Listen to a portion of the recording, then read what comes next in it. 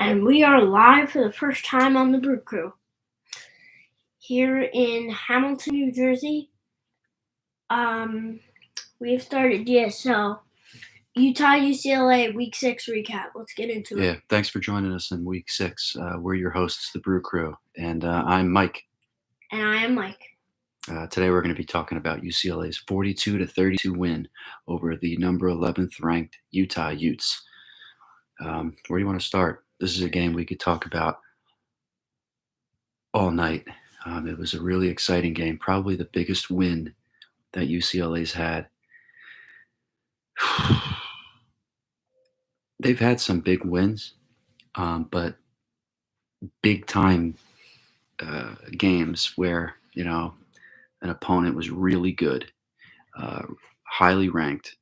You know, it's been a trend that they lose, and a lot of trends got broken in that game. Uh, it was a they were well, Kyle Whittingham and the post game press conference for Utah. Um, and I'm not quoting him verbatim, but he said UCLA's football team is as advertised. They are very good. I like hearing that. What was Well, first of all, Zach Charbonnet was 2 yards away from getting 200 yards. 22 carries for 198 yards. He was absolutely phenomenal. Cam Rising had a good game. Mike likes Cam Rising. Yeah. What I do too. He's the most athletic passer in the Pac-12. Really, he's a good quarterback overall. Cam Rising's a really good quarterback, and I just think UCLA was the better team. But when you're watching this game, you can really tell by watching how physical Utah is. It's a good football team. They're well coached. They play hard. They played till the very end. We just got the best of them, and it's a good thing to see as a UCLA Bruin football fan. But I tell you,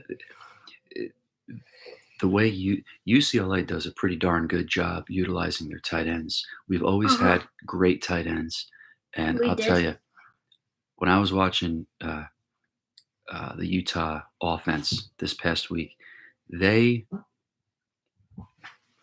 attacked the middle of the field like no other, and their tight ends are big, and they would go up and take passes out of the air. Right off the bat, UCLA, I think it was the opening drive of the game for Utah. They drove right down the field, and they were close to the red zone, if not the red zone, and UCLA picked up a huge interception. And who was their safety? They did it without. I'm gonna talk about that right now. UCLA picked up a huge interception, and during the interception, Stephen Blaylock threw a block, and they called him for a targeting. I can't. You got disqualified. But yeah. We still won without Stephen Blaylock. Now, Stephen Blaylock is a big boy for I believe he's a safety. He's a safety. He's a big dude, and he would have taken care of a lot of coverages. He would have really done a good job covering tight ends, going over the middle. The UCLA guy allowed him. Yeah, when he got kicked out of the game because of the targeting call, Utah went right after the middle of the field. And they did a pretty good job with it, but UCLA did a better job of keeping the receivers in front of them. And as soon as the ball was caught, they stopped them right dead in their tracks. And they were very physical on the defensive side of the ball. They were. They forced turnovers, a huge turnover. I'm going to look up who forced the turnover for UCLA, but a big big turnover. Mm-hmm.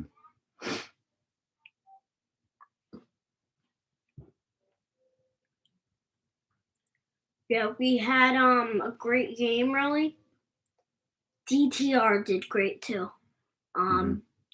Bobo's on fire as usual. His signature. Well, at least something I liked seeing him do.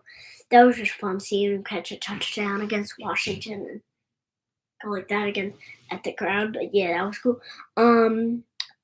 Utah is 4-2. The losses to UCLA and Florida in week 1. If you didn't see that Florida game, go watch highlights or the full game on YouTube. Because it was amazing, the diving interception at the end to seal it from Florida, but that was week 1. And this is a UCLA show, not a Utah show. So let's get that out of our way. Yeah. Yeah, Jalen Davies. He, our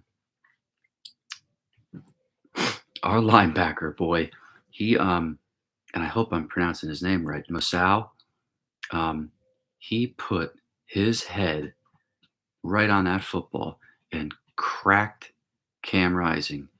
Oh man, he really hit him hard. Put the head right on the football, caused a huge fumble, and Jalen Davies picked up the football, returned it all the way down. We thought he scored, but they But he marked him. stepped out. They marked him down at the 1, and I believe this is every single game now. UCLA has created a turnover on the defensive side of the ball That should've and went for a scored, touchdown. and it got called back, or it got But called out. So the thing is about it, though, they are getting turnovers and creating big plays on the defensive side of the ball. But I believe every single game UCLA played this year, they created a turnover, returned the ball, whether it be a fumble or interception, and they would get it called back, or they would take away a touchdown. But hey, they're forcing turnovers, and they're something we saw about that turnover, though, it was a touchdown. If you watch it, he was diving for the end zone. We think the ball broke the plane before his foot or whatever part of his body touched the sideline first. The ball broke the plane before his body hit the sideline. So it should have been a touchdown. Yeah, Darius Musau. And he was a transfer. It's a big hole. He was the transfer that we got from Hawaii, and he is a terrific middle linebacker. Ken Norton Jr. is doing an unbelievable job with the linebackers at UCLA. And, historically, UCLA's always had pretty tough linebackers. Yep. So it's really, really good to see them actually playing well. And they're stopping the run. This was a game where,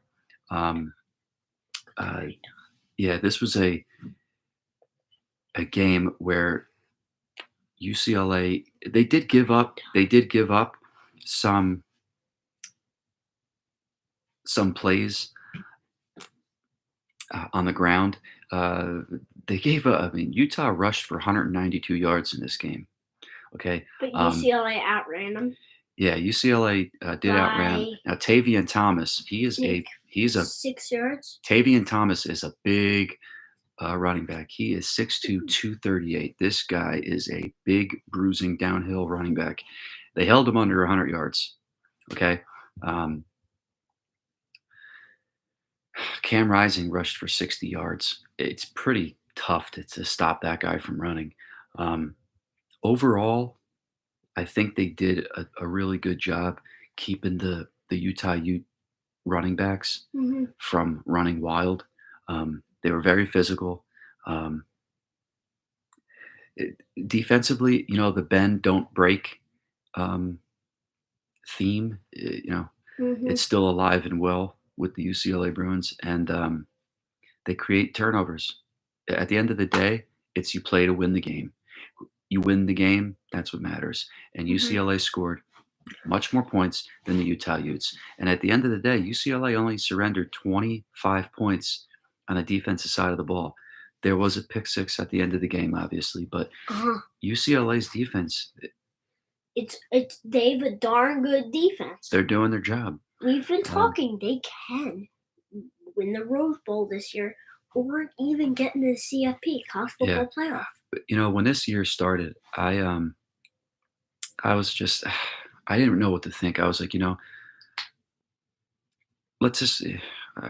I think we're good enough. Kyle Phillips. We lost some big guys, and I was like, let's just try to work on getting a conference championship, and I'm cool with that. Now, national. No, this team is that good. They have a terrific running back. They have an outstanding quarterback. Great wide receiver. They have great tight end. Their linemen are just playing their hearts out. They are just unbelievable. Defensively, we're hitting hard, flying to the football, very physical, creating turnovers. And I can't say it enough. When Dorian Thompson-Robinson's on the football field, he gives us a chance to win, and it doesn't matter who they play. It doesn't matter who they play, whether it's Alabama, Georgia, I do not care. We are more talented than Texas A&M. We are more talented than Missouri. Those two teams are giving Alabama and Georgia a run. Listen to me. Between coaching and the heart of this team and the talent, doesn't matter who UCLA plays. If you line up against them, if you do not bring your A game, they're going to beat you. They're that good. They're going to put up points. The only team in the country that will really give UCLA a hard time is Ohio State. They got a good quarterback, great wide receivers. But I still think UCLA can even play with Ohio State. Yep. They can, because they have an elite offense. They could match points. It's just, will their defense be able to slow down, pick up a few stops? And that's the name of the game. That's the way college football is. That's the way it is now. And the way Utah played against Ohio State in the Rose Bowl last year, it would be a very similar style game. It used to look. If you're a Bruin fan, this is a great time to be a Bruin fan. This is a great team. The sky's the limit. If these guys, play with the mentality of every week it's a new week, 1-0, 1-0. The sky's the limit. They can accomplish everything. They can win every week. If you don't watch their post-game press conferences, I'd recommend it, because you really see the hearts of these guys come out in the post-game press conferences. You really see how Chip Kelly talks about his players and how his players react. Dorian Thompson-Robinson, Jake Bobo, Zach Charbonnet, they're very impressive in how they talk to the press. They're very humble, and it's all business. They really want to win, and they want to work hard, and I think they enjoy the grind, that fighting and that improvement, that grinding week to week practice and training aspect of football. And it's an awesome thing to watch, and it's really cool. It is. It's really cool to point that out and have my son watch these guys and love football like that. And it's a pleasure to watch these guys play football. You could take it from here. I mean, what do you want to say about this big win? This is the biggest win. The LSU win, and 16 ranked LSU. But this is different. So here are top 3 wins in the Chip Kelly era. No, this is the one. But this is Utah. This is the biggest. Washington. This is 3 the LSU. biggest win in UCLA's Chip Kelly era, because that's what I was just saying. Yeah, this Utah team is the 11th ranked team in the country. UCLA hasn't got that high. Yeah, at week 5, this team has won and played and made improvements. They've proven themselves to be a top ranked team, and their only loss was to Florida opening day in Florida. That's not an easy place to play. No, opening day. That's very hostile. So yeah, what do you think is UCLA's 3 greatest wins with Chip Kelly? I'm going to go 4, or excuse me, I'm going to go 5. The both USC victories Chip Kelly has. The Washington State game when they beat the number 19th Washington State Cougars when Washington was 19th, and it was a huge comeback. LSU and Utah, but I think the Utah game is the best game that. Should have beat Oregon too. Yeah, and you could even throw Washington, last week's matchup against Washington, in that, but they're changing the culture there at UCLA, and I'm really glad you're getting to experience that. Yeah. So what do you what was the thing that surprised you the most about how UCLA played? Really just the defense, stopping Utah a couple times to gain, and then and then scoring a touchdown to get a big lead. And really, they just did great in this game. So, let's look ahead to this week now.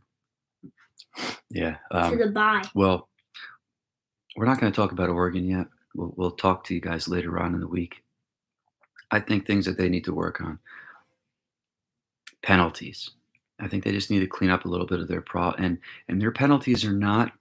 I wouldn't say that these are penalties like we had in the Jim Mora era. These are penalties like where we're jumping off sides, like over pursuing. Like Gabriel Murphy sometimes tries. He gets a jump. I'm not going to really rag on a guy for wanting to get to the quarterback a little bit too soon. You know what I mean? That could be taken care of. There's really not many pass interference penalties, holding, face masks, personal fouls. To be honest, I don't think I saw one face mask yet this year. The targeting penalties, that's affecting a lot of teams. I don't even agree with a lot of them, but I think penalties that they need to work on. And I think they need to work on getting more fans in. Yeah, but right. Hold on a second with that, because that has nothing to do with them. Kind of does. Penalties, and I think catching the ball. I think there was a few drops that we had that. That big drop from Zeke. Yeah, Bobo had a drop, but we ended up getting them back. So I think just receivers staying sharp and working on their hand skills and stuff like that. But you gotta improve on the crowd too. Yeah, I mean, bad. The crowd. It was a decent crowd. I think. Matter of fact, I'm gonna look it up right now. Like 40 to 50,000. Like the 1-3 Nebraska Cornhuskers get more fans than us at their games. 1-3, and we're 6-0. Yeah, hold on one second. The top 25 too. Yeah, the attendance was 42,000. 50-50. I'll take it. 42,000, and capacity is 88. I tell you, I don't get it. This is a great team. They're an awesome team. They are so much fun to watch. I truly don't know what the deal is, why people just, don't go. I don't get it. And to be honest with you, I don't know. Maybe it's just tickets are too much. No, they're not. That's not the problem. I don't get it. I don't know. The COVID season really. We would be in a lot of games if we were. Yeah, the COVID season really made a lot of people act peculiar. They canceled the bowl game in a messed up way. I don't know. I just don't get it. I don't know why people don't go to the games as much as they should. I mean, 42,000, but and a top 20. This was a number 11 versus number 18 ranked football matchup, and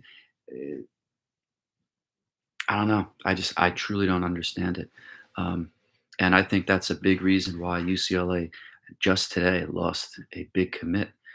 Running back commit, 4-star Roderick Robinson. He decommitted from the Bruins, and he's going to the Georgia Bulldogs. And I posted it. Yeah, the crowd. Now we don't know that for sure, but I'm gonna go on a limb and say, because his dad posted on Twitter saying, "What kid wants to play in an empty crowd stadium?" Yep, you can't just blame the coaches; it's the fans. No one was there. Yep, And No one. you know what?